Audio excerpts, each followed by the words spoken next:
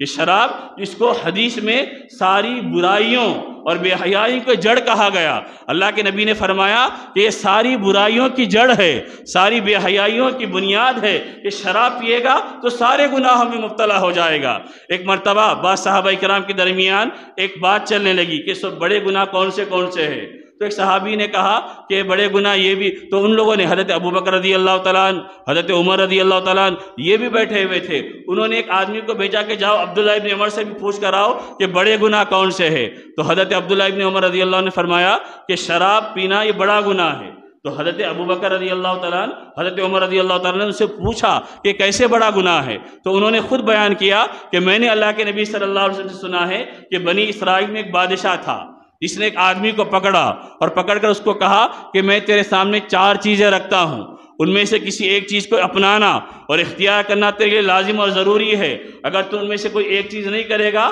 تو میں تجھے مار دوں گا، قتل کر دوں گا۔ وہ 4 چیزیں کیا تھی؟ اس کو پہلی پیشکش کی گئی کہ تو شراب پی،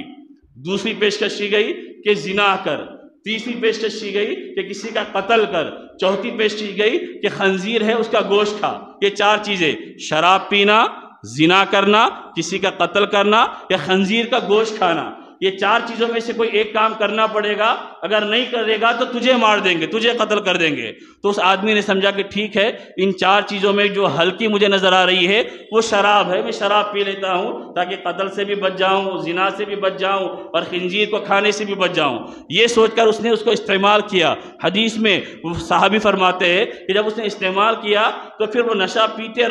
رہا، نشہ اتنا چڑھ گیا کہ اب وہ اپنے قابو میں نہیں رہا، اس کے حواس، اس کی عقل اس کے اندر کنٹرول میں نہیں رہی۔ نتیجہ یہ ہوا کہ اس نے وہاں پر پڑے ہوئے آدمی کو قتل بھی کیا، زنا میں بھی مبتلا ہو گیا اور خنزیر کا بھی گوشت کھا لیا۔ تو انہوں نے فرمایا کہ ایک شراب بنیاد ہے جو سارے گناہوں کو کروا دیتی ہے، اسی شراب کے نتیجے میں اس نے قتل بھی کیا، اسی شراب کے نتیجے میں زنا بھی کیا، اسی شراب کے نتیجے میں قتل ناحق بھی کیا۔ تو یہ وہ جرم ہے کہ جس کے بارے میں اللہ کے نبی نے فرمایا کہ تم اس سے بچنے والے